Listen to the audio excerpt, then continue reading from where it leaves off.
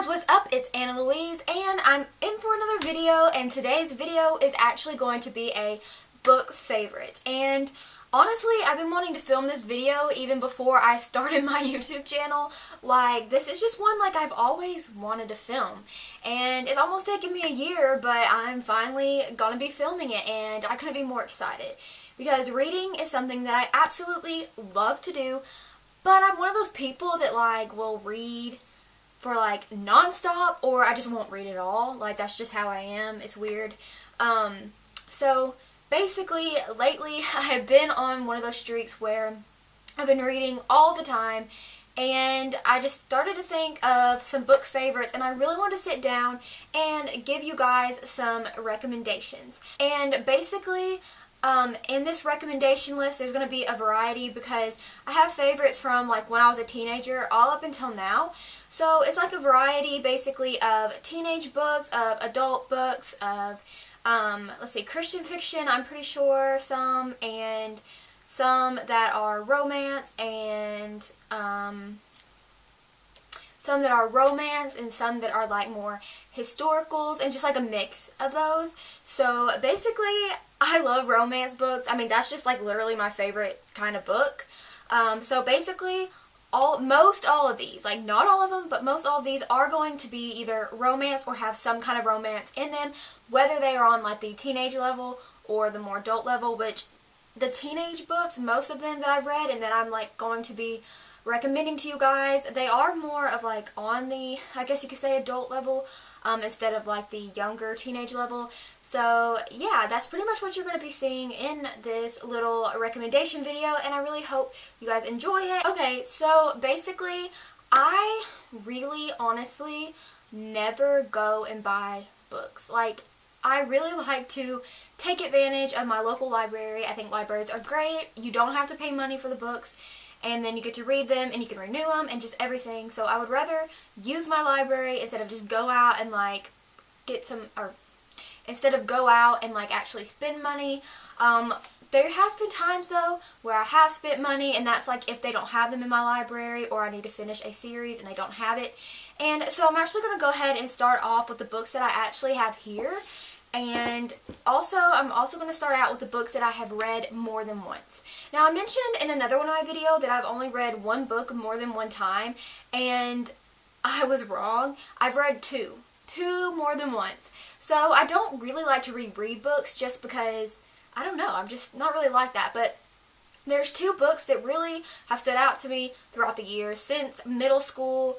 And yeah, so those are the two books that I've read, and one of them is more of a, not really preteen, but I guess early teenage stage slash historical one, and the other one is a teenage Christian fiction. And this is one, I'm going to go ahead and do the Christian fiction ones first. They are ones that I knew were Christian fiction, but they were so good, and they don't if you're not Christian, which I am Christian, if you're not, these aren't gonna I guess you could say, shove religion I guess down your face. Is not like that. I mean, it obviously does mention the things in there, but it's not overwhelming for you guys who aren't Christian. So basically, these stories are by my favorite, or used to be one of my most favorite authors, Melody Carlson. And I used to always read her books when I was in middle school and the beginning of high school. And in her book, she has a couple of different girls, and each girl has their own series. And my most favorite series, and I'm about to show you guys the last novel in her little time period, which is this one right here. This book is called I Do, Diary of a Teenage Girl by Melody Carlson, and this is Caitlin number 5. So the girl in this little series, his name is Caitlin. This is the last book because this is my most favorite one, and it is the one that I have reread 4 different times. I absolutely love this book, and I'll hold the book up a little bit closer so you guys can see. So this book, or I guess I should just go ahead and start out with the series and what the series is about, because I'm getting ahead of myself. But the series itself of Caitlin, I'm going to go ahead and give you a little bit of a background. She has 5 books, of course. Like I said, this is the 5th. And basically the first one, she's 16, she's making her way through life, she's challenging home life and the pressures of high school. Like, this is where she's still in high school. And basically the uncertainties of true love. And basically she enters a new life with God and gets rejected by one group, and by getting rejected by one group, she finds out who she really is. So basically the first book is her getting through a little bit of stages at the beginning of high school, mixing around friend groups, and getting together with a guy. And I don't really want to give too much away in these because I don't want to spoil things. So that's basically the first one.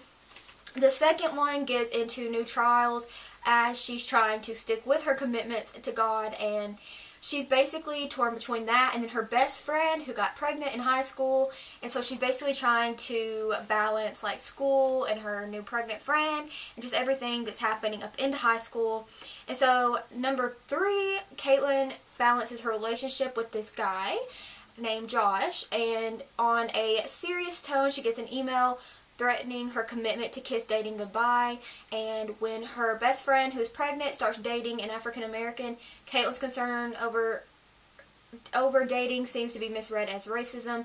But one thing is obvious: God is at work through the dynamic girl in very real but puzzling ways, in a soul-stretching time of racial reconciliation at school and within her church helps to discover God's will as ever before. So basically that is the third book, and I don't really remember too much about the first through fourth because I am basically obviously a greater fan of the fifth. But the fourth one is an avalanche of emotion hits Caitlin as she lands at college and begins to realize she's not in high school anymore. Buried in coursework and far from her best friend Beanie, Caitlin must cope with her new roommate's bad attitude, manic music, and sleazy social life. Should she have chosen a Bible college like Josh? Maybe, but how to survive the year ahead is the big question right now. So, if you're not, like I say, a Christian or into religion, anything like that, this is probably not the book for you or the book series for you. But, like I say, it is really, really good. And you kind of get to just know her as a teenager going through high school. She has, like, the same things that, you know, like I would have went through, and I'm sure you guys went through in high school. She's a really typical teenage girl, and I love books like this where you see someone who'd be just like you going through the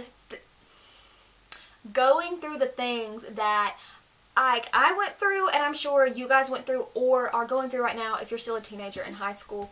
But this one is my favorite, and let me tell you why. So, the back of the book says, first she kissed dating goodbye. Now, several years later, Caitlin O'Connor is getting married to the guy she's loved all along, Josh Miller. It's her senior year of college, and she has 7 months to plan her wedding. But according to Josh's mom, that's not enough time. Meanwhile, Caitlin's roommate Liz has ditched her to move in with her boyfriend. Her new roommate and old friend Jenny is toying with anorexia again, and just when Caitlin needs her most, Beanie heads off to New York to design school. On top of all this, an issue from Josh's past rocks Caitlin's emotions. Can she handle it all? True to form, Caitlin is more concerned with following God than having the perfect wedding, but it is her big day. Can Caitlin have a lovely ceremony without spending a small fortune, or will she remember it's the marriage and not the wedding that lasts forever? So, I was a dreamer growing up. I still am a dreamer. Like, I always dreamed about my perfect wedding, etc. So that's one reason why I love this. And if you could tell from the back of the book, it does have a lot of good drama in it, like a lot, and it faces so many things that are prevalent to society today. So I really love this, and especially about the wedding and the romance. Like, the romance in this is so good and so sweet. So yeah, I recommend this. And also, one thing that I love that Melody Carlson does, like I said, she has other girls in her series, which I've read all of them too, and she actually mixes the girls' lives in between the books. So a girl in some of her other books is actually like mentioned in this one, and so on, like for other ones. So I hope that made sense. But yeah, number 1, I Do, Diary of a Teenage Girl by Melody Carlson. Okay, so the next book is one that I got actually at a bookstore we have called Hastings, but I got this book there on sale, and it is so good. Like, I'm so glad I got it. I got it for like $3, and it's a little bit dirty because I kind of spilled something on it, but it's called Where the Road Takes Me, and it's by Jay McLean. So here is a picture of the cover. This one's romance, and I'm sure it's like young adult, I think. So I'm just going to go ahead and first of all read the back. It says, Chloe has one plan for the future and one plan only, the road. She made a promise to herself, don't let anyone in and don't let anyone love her. She learned that the hard way what happens if she's learned the hard way what happens if she breaks her rules. So she's focused on being invisible and waiting until she can set out on the road. Her dream of freedom at last, her dream of freedom at least for a while. Blake Hunter is a basketball star who has it all. Everything about him looks perfect to those on the other side of his protective walls. He can't let anyone see the shattered pieces behind the flawless facade, or else all his hopes and dreams will disappear. One dark night, I can't see 3 words because of the flippin' price tag. Something and Blake together, changing everything for something. Nothing changes. She has the road and she's focused on something. When the so-called perfect boy starts to notice something, they discover that sometimes with love, no one's something the road may lead. So some of that got taken away because of the freaking price tag. But basically, this is a great romance story if you just like straight up romance books. The only thing about this is sometimes books make me feel cheesy and awkward and nervous to myself. Like when they have like the perfect basketball star, the perfect football star. Like that stuff just makes myself feel awkward just a little bit. Like it's a little bit too typical, but when it just comes down to the straight like romance sweet part, which is like my favorite, then this is a really good. Another thing that kind of bothers me about it, I'm just going to get a little bit more into it, so maybe this can like help your judgment of whether you want it enough, because I mean the back is so like, I don't know, generic, that I just want to like give you a little bit more information. So basically, the girl, Chloe, her mom died of cancer, and so now she's kind of like living with a foster family, and in her family, which this is the part that's kind of weird about it to me, I would say, like, her mom, of course, had cancer and died of cancer, so the gene is, like, really strong in their family. So the reason why she wants to hit the road is because she thinks she's going to get cancer, which that's the only other part that's weird to me, because just because your mom may have had cancer or someone may have had cancer, it doesn't like 1000% mean you're going to get cancer. And she was like so dead set that she was going to get cancer, so she couldn't let anyone in her life. And so that's a little weird to me, because like you can't stop living your life, man. But she decided she wanted to. So that's the only other weird part. But anyway, she ends up meeting the guy, and he's super sweet. He ends up falling in love with her, and I love like how you can tell he's such a gentleman, and he's so sweet to her. And it's just a really sweet story between her, who's like not wanting to let anyone into her life because she thinks she's going to get cancer, which I'm not going to say if she does or not. I hope I'm good at this. I hope you guys can't see through my face. But anyway, you can't tell. But anyway, I'm not going to tell you. But they get together, and a whole journey happens. I'm just going to say they go away together. He tries to follow her when she just ups and leaves. And you're just going to have to see what else happens, because I really don't want to give it away. I probably suck at explaining all this, but I hope that helps. I just don't know like how much to say, because I don't want to give everything away. Like I don't know. I don't want to give it all away to where you guys are like, well, she just ruined the book. Now I can't go get it. But then I want to give you enough to where you're going to want to like go get the book. You know what I'm saying? But anyway, those are 2 of the books. I really love it. It's so sweet. Good romance. If you like romance, go check that out. The next book that I'm going to talk about is another one, or is the other one that I talked about that I've read like 4 or 5 times. And this one is like more of a preteen book. But it's not childish or anything like that. If you like history things, or if you just like learning about certain things in history, such as the Titanic, which is what this one's about, then you will love this book. It's called Voyage on the Great Titanic, the story of, or the diary of Margaret Ann Brady. And this is what the cover looks like. So the book is basically about this young girl named Margaret who is an orphan. Her mother died, her dad died. I'm pretty sure they both died. It's been a while. And her brother dropped her off of an orphanage to be able to have a better life, because if he didn't, then they would just be living on the streets. So he goes to get a job to make some money, and then he is going to like get her again. So while she's in the orphanage, she actually gets this chance to go with this really rich lady to accompany her on the Titanic, and she learns how to kind of be a lady, and kind of like grow up into being a lady, because back then that was a thing. Like people went to school to learn how to be a lady. And she goes on the Titanic with this older lady, and she has a lot of good memories that happen to her, and there's a little bit of romance in it, and it's really sweet. It's so sweet. It's just a little bit though. It's mainly just about the Titanic and meeting people that were actually really on the Titanic. and about the sinking of the ship and about if she's going to live or not and what's going to happen, and it's just so good. Like, if you love the Titanic, go check this out. Even if you're not a preteen or not a teen, you're in your 20s, 30s, whatever, it's still good, and I would definitely go check it out. It's not, like, childish at all. So I've read that one over and over and over. I mean, it's just so good. And then the next one, I want to go ahead and kind of stick with, like, the historical books. The next one I love so much, and I've talked about it so many times in my videos. It's called Alex and Eliza, A Love Story. It is a story about Alexander Hamilton, and it is his real-life love story to his wife, Eliza. Basically, it's a fiction book, but it is based on their real love story. I'm going to try to find a picture of it right now.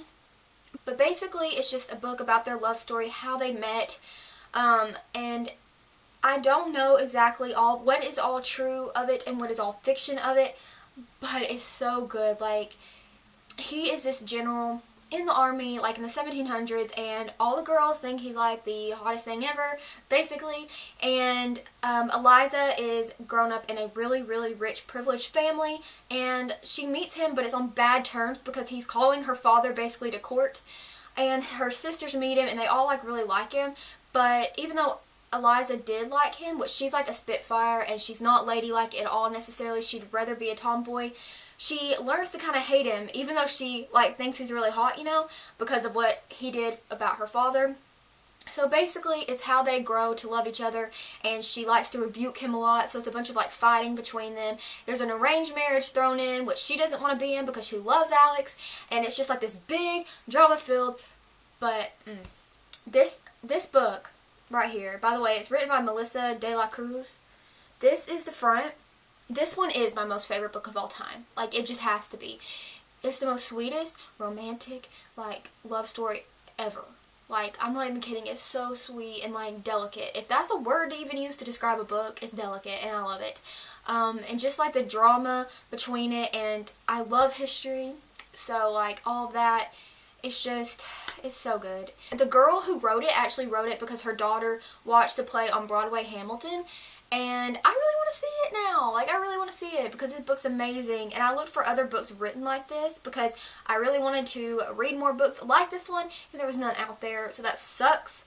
But anyway, so as you can tell, I really like history books or historicals, whatever. So the next book I want to tell you about is still on the like historical kind of level. This one's not romance. It does have romance in it, but it's not classified as a romance. So for you guys who don't like romance books and you like more of like an action adventure book, this one is the one for you. It is called The Nightingale, and it's by Kristen Hanna. Basically, this book, I'm going to just read to you what it says on Wikipedia, and then I'll get a little bit more into it. It's a historical fiction novel written by Kristen Hanna, published in 2015. It tells the story of two sisters in France on the eve of World War II and their struggle to survive and resist German occupation of France. It was inspired by the story of a Belgian woman, I can't pronounce her name, who helped down Allied pilots to escape Nazi territory. The book sold well, earning places on several bestseller lists. And, by the way, they're making a movie of this, so I'm stoked about that. But basically, this book is about a badass girl. Like, she's awesome, and she grows up in Paris in like this top bunk of like an apartment with her dad, who's a painter, and her mom's not around anymore, and basically she's having to go live with her sister. She's spunky and she doesn't really want to stay, and she's having to flee the Nazis and the bad people who are like trying to basically kill them all, and she meets this guy who she starts to love, but he leaves, and then you don't hear anything about that for a really long time. And she goes to meet her sister. They're Jewish, and her sister's friends are Jewish as well. Some of them end up getting taken by the Nazis. They have a Nazi ended up living in their house. So many crazy things happen, and the girl, against her sister's wishes, decides to become a secret servant for the military, and they call them the Nightingales, hence the name.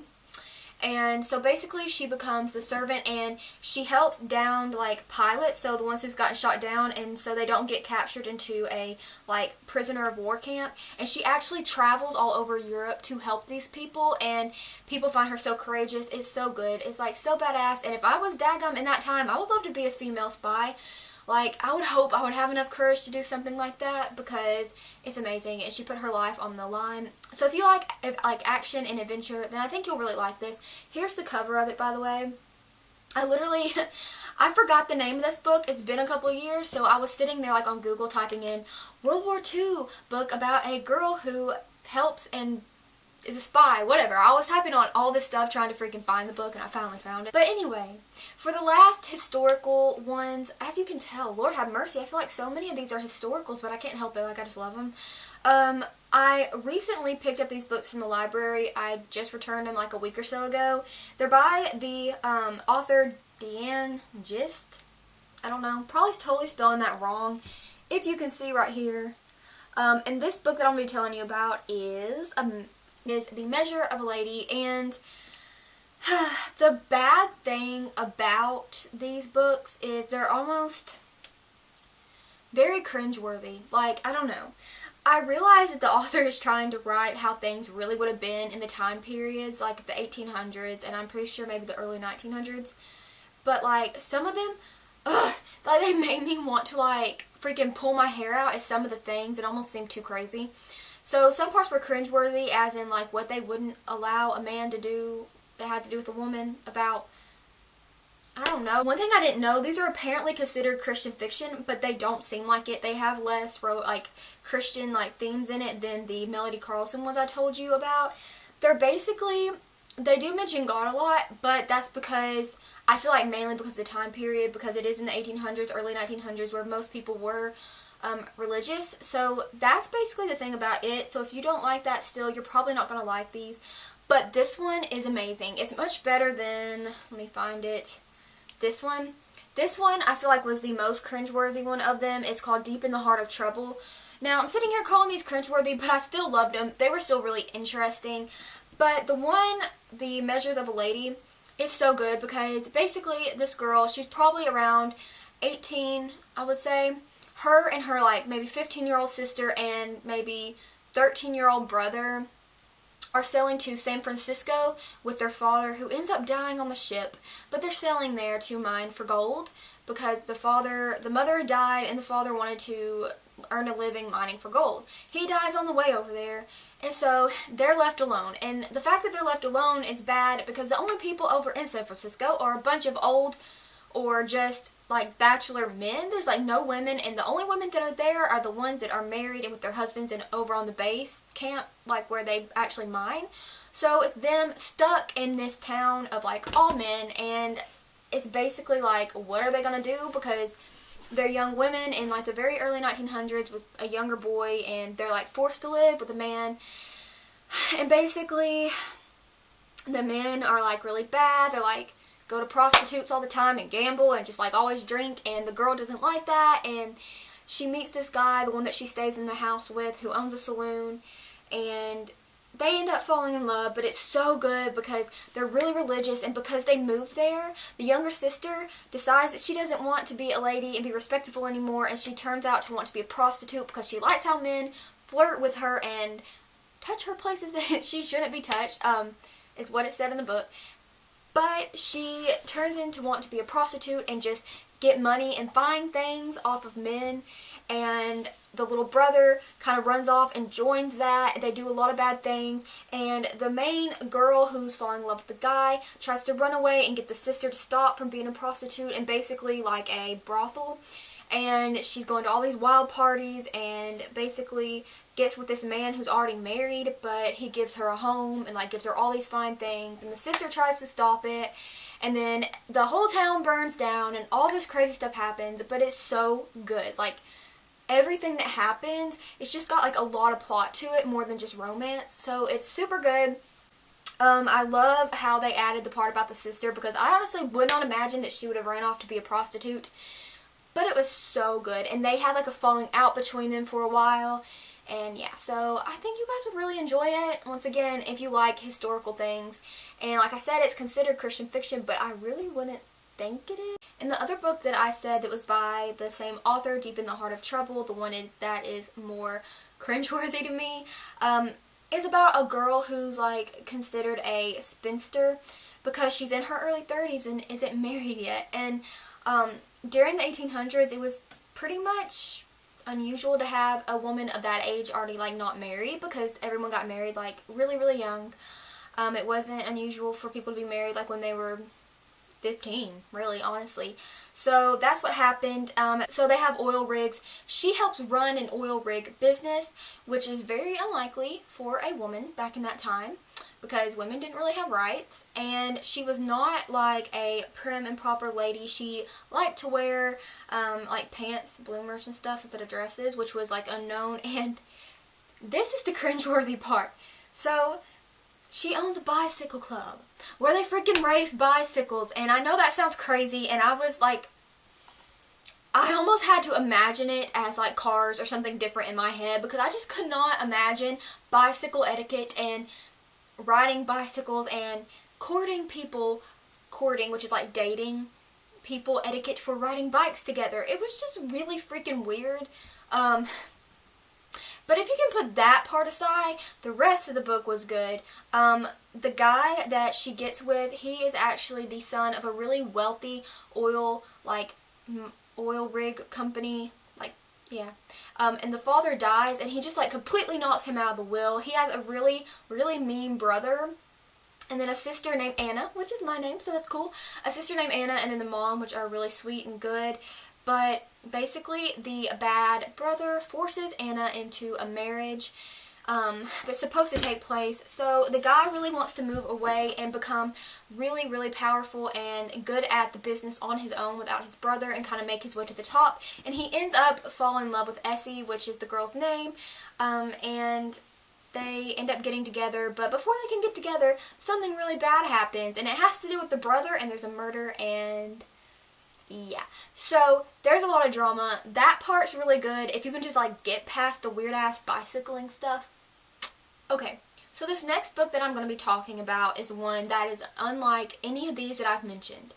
Now, this book is like a young adult book, and it is nothing that has to do with romance, no action or adventure. It's actually about a little girl with Asperger's, which is a form of autism.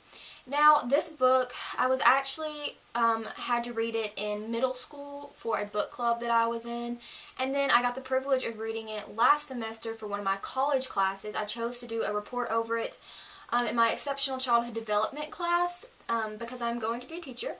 And so I chose it because it had to do with Asperger's and emotional syndrome. This book is honestly so amazing, and it really helps you get an insight into what people with Asperger's, like how they live and what they think. And it just really helps you understand the disease itself. So it is called Mockingbird by Catherine S. Erskine. And this is like what one of the covers look like. There's like two different versions. The other one's blue and it just like says Mockingbird. But basically, this little girl, she is in elementary school and she has Asperger's. Her best friend was her brother, and her brother got killed in a school shooting. Now, one thing I love to learn about is Columbine, so I don't even want to get into that, because I love learning about murders and serial killers, and I just think it's fun being a little detective for a while. So I really love learning about things like that, and this was based off of a Columbine / Virginia Tech, because this book was written basically right after the whole Virginia Tech thing. So it was based on those two school shootings. Now, her brother got killed and shot by a boy in her class's cousin. So that plays a really important role. So it's about basically the girl finding peace with herself and her father finding peace after the school shooting and after losing the brother, because they don't have a mom. The mom died, so it's just her and her father now after her brother got killed. And it's about them finding peace, and about the little girl being able to talk with her counselor, her helper at school, and learn emotions and how to deal and cope with everything in life. And she I don't know, she doesn't want to make friends. She doesn't really know how to make friends because of her Asperger's syndrome. It's harder to talk and associate with people. So she's trying to learn how to actually associate with people, make friends, and get by. And it's just so good, and it's a really rewarding thing to read. And the cool thing is she loves to read her dictionary. She just sits and reads her dictionary for fun. And she's really book smart with words. but she just has trouble like comprehending. So it's really good, and she wants to help her brother with his little hope chest. I think it's what it was he was making for Eagle Scouts, and she's like wanting to complete that and trying to find closure with it all. And so yeah, it's a really sweet, heartfelt book, and she doesn't really understand her dad's emotions either, because her dad cries a lot because of her brother, but she doesn't really understand that, and her reaction is to initially go and hide. And the book is called Mockingbird because of To Kill a Mockingbird by Harper Lee. Basically, her brother used to refer to her as Scout, so she was like Scout, and then her brother was the boy in To Kill a Mockingbird, and they referred her dad to Atticus. So it's just a really sweet, rewarding book, so I definitely recommend that one. And now for another book that I like. Let's see. It's a really weird name. The book is called The Summer I Turned Pretty by Jenny Han, or Han. This is what the cover looks like, and I think it's a 3-part series. I forgot, there's either 3 or 4 books, but it's a really good, sweet, like, not kind of coming of age yet romance into adulthood kind of book, and it's about this girl and her mother who always goes to stay at a beach house with her mother's best friend and her mother's best friend's boys. Now the mother's best friend died of cancer, and so now it's just her and her mom and then the boys, and it's about that and like coping with everything, and then also her growing up and just kind of like finding herself, also falling in love with one of the boys, and there's some sibling rivalry, and each book like kind of progresses everything that happens, and they're on the beach, and like I say, the sibling rivalry is a really good like drama add into the book, and it's just really good, and I love seeing how everything plays out, especially from one time period to another. I love like coming of age things, and it's just so cute and sweet to watch them grow as a couple and see what happens, because it's like starting from a young teenager all the way into adulthood. So if you like those books where you like really love a character, and when you're done, like you just don't want to be done, you want to see like everything that happens in this girl's life, then you will love that one. So the series is called The Summer I Turned Pretty, and the very first book is that one.